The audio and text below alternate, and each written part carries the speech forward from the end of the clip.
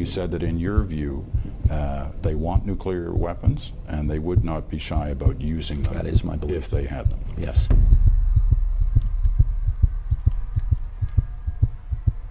Are you confident in the intelligence you've seen to be convinced that A, they want nuclear weapons, and B, they would use them if they had them? Well, Peter, on the first question, I think the evidence is just growing overwhelming.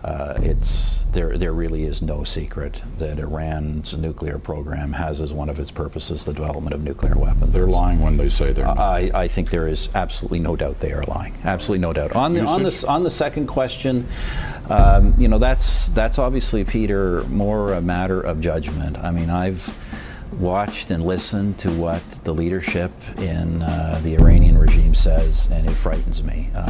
You know, these are, in my judgment, these are people who have a particular, you know, a fanatically religious worldview, and their statements imply to me no hesitation about using nuclear weapons if they see them achieving their religious or political purposes, and that's, you know, that's, I think that's what makes this regime in Iran particularly dangerous. Well, if you believe that and it scares you, why is no one doing anything about it?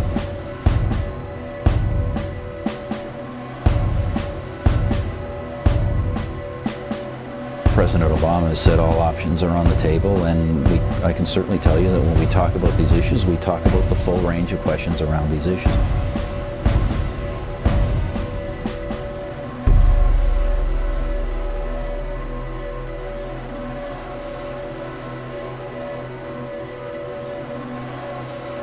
Canada has lost patience with the fundamentalist nation of Iran over their ongoing nuclear program. We're sending special forces to Syria to help the murderous dictatorship of Bashar al-Assad. And so, Prime Minister Stephen Harper sent a stern message to Iran this past Friday, shuttering our embassy in Tehran and expelling Iranian diplomats in Canada. Now, ladies and gentlemen, I don't think you need a refresher course on the policies, domestic and foreign, of the evil regime in Tehran. They have a military, a very large one, and a large amount of oil, sweet crude, cheap to get out of the ground, relatively cheap to refine. Of course, Iran is also in the terror financing and training business.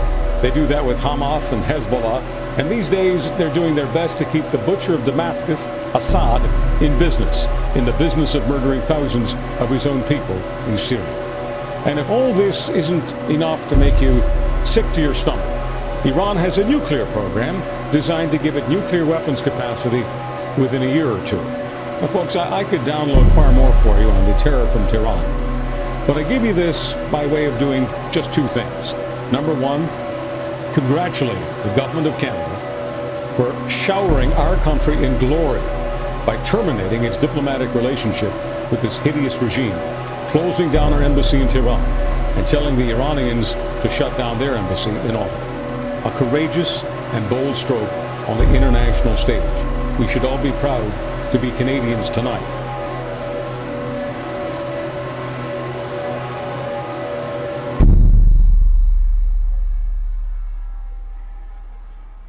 Iranian diplomats in my country, Canada, get your fucking ass out of here.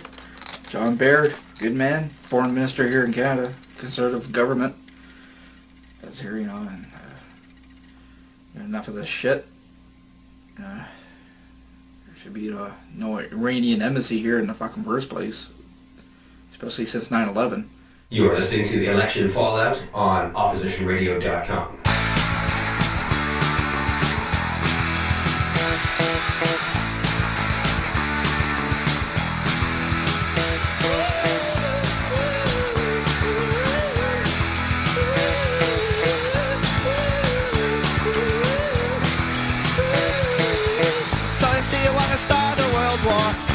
And it's so fun to score. Oh, Ayatollah really must be a whore. Don't you wanna put your arms around him? Filthy in camel sweat, he's sicky almost to please. Look at him, can't you see his disease? Now you know exactly why I left my heart in Iran. Bring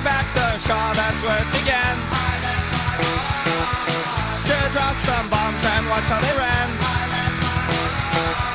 I left my heart in Iran. Death is his only groupie. Do you remember hiding in Paris? Now can't you see the only answer is there? And it's not his long hair. When he sees his country dying, no one else in the world is crying. It's the only one humanitarian way. That's why I'm a mercenary. I left my heart in Iran. Bring back the Shah, that's where it began. Should drop some bombs and watch how they ran. I left my heart in Iran. Drop the bombs, boys. I left my heart in Iran. Bring back the Shah, that's where it began. And welcome to episode 36 of Election Fallout on OppositionRadio.com. This is September 11, 2012, and we would like to mark this occasion by wishing for peace. My name is Tony Lofen of North Bay, Ontario, and I am joined, as always, by Mike Cook from Orillia, Ontario. How are you doing tonight, Mike? Not too bad, man. I love the Forgotten Rebels, great punk rock band from Hamilton, Ontario. Those guys always bring a tear to my eye. Yeah, man. Well, if they left their heart in Iran, I'll tell you what, it's probably about to get bombed. Yeah, unfortunately, it does look like, I mean, it's not to say for sure, but I mean, when Canada decides to pull out its embassy from Iran, I think you mentioned this to me earlier today, it's usually one of the first things that happens when you know you're about to go to war with a country. Well, yeah, it's, I mean, when you close down your embassy, the message that you're sending is that you're no longer interested in talking, you know. So, I mean, I'm really looking for some sort of anti-war movement in Canada to get active right now. There's no sense in waiting until we're already at war, you know.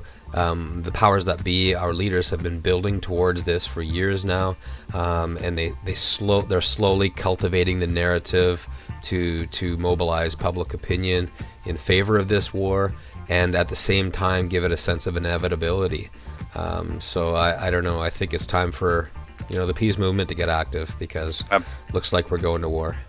Absolutely, and of course, I mean, just so we don't go too far here, Stephen Harper himself has said that he has no indication that there are any hostile actions about to take place against Iran, which is very quickly followed by a statement that says, of course, all options are on the table, as they always have been. Mm-hmm. So it's not to say that that there isn't an itchy trigger finger somewhere behind all this. This is the thing, he said that his main justification for closing the embassy was the fact that he fears retaliation against our diplomats in the event of ... what? An attack by Israel? Or an attack by America and Israel? Right. Well, on the same day that the announcement was made, the Harper government also announced that they were designating Iran as formally as a state sponsor of terrorism, and I think that was what they were referencing to worrying about retaliation. They thought maybe that Iran might get mad at them because they're making a statement about Iran, and of course the question of Iran supporting terrorism really comes, it's not as black and white and as clear as that either, right? Yeah. Like, I'm sure that a lot of Iranians feel that Canada probably supports terrorism. That's the thing, terrorism, terror, it's a very nebulous term in the mass media and the way governments throw it around, you know what I mean?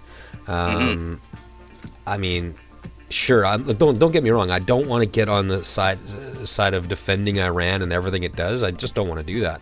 I'm just saying that my thinking is basically about peace as the solution to any situation. We can find a solution. I mean, even the people that I know that would say, okay, well, Iran's got nukes. They are the kind of people that will use or Iran's going to get nukes. They're the kind of people that will use nukes as soon as they get them because they're religious fundament. Not even these people could honestly look me in the eye and say, yes, our government has exhausted all of the possibilities. Do you know what I mean? Mm-hmm. Like, are we really done talking now?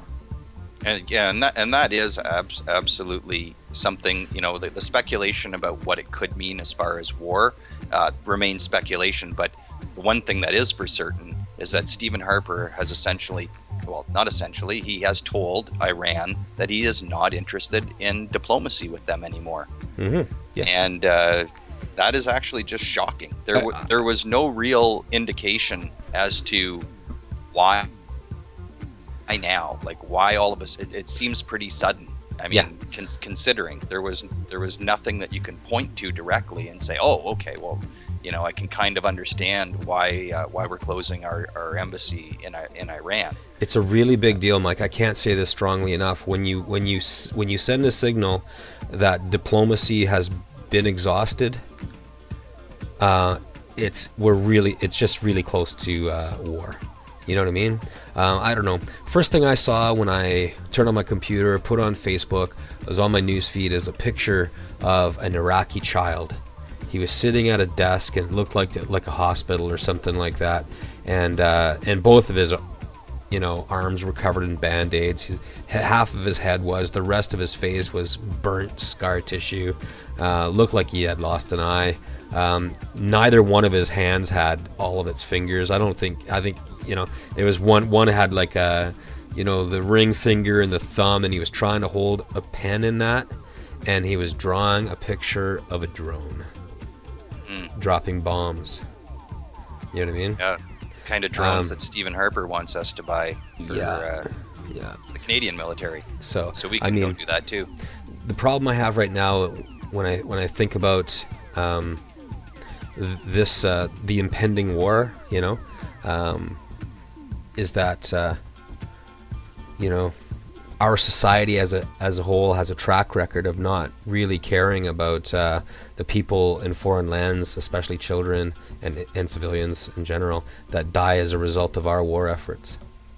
Right. We have a track record of not caring about that. But one thing we should care about is the economic consequences of going to war. The world is already teetering on the brink of an economic collapse with the threat of financial contagion spreading out of Europe. A little bit of war is not going to unsettle anything, is it, Tony? No, not at all. No, $200 a barrel oil when Iran shuts down the Strait of Hormuz. Even if they don't succeed in keeping it closed, the war to get oil through there is going to be substantial. And oil companies are going to love it. I mean, people who have bet their money on the oil futures, they're gonna love it. There's going to be some people and war profiteers, of course. The military-industrial complex in Canada and the States and all NATO countries are going to love it. Some people are going to get rich, but in general, the financial catastrophe could take down everyone's pensions, could cause hyperinflation, could do a lot of damage. We just this close to the 2008 financial meltdown. Haven't we learned anything about how fragile the incredibly complex world economy is? Nope. That's the answer, isn't it? Nope. No, we haven't. Because you know what? I know more people that are still walking around basking in the warm glow of the NFL season having begun than I know that are actually... NFL's on? Yeah, man, it's Shit, on. Man, I gotta go. Yeah, I know lots of people that, oh man, their life was perfect on Sunday, Of course, Stephen Harper closes the embassy, I think it was Friday, right? Just so that it can't be really big news heading into the weekend.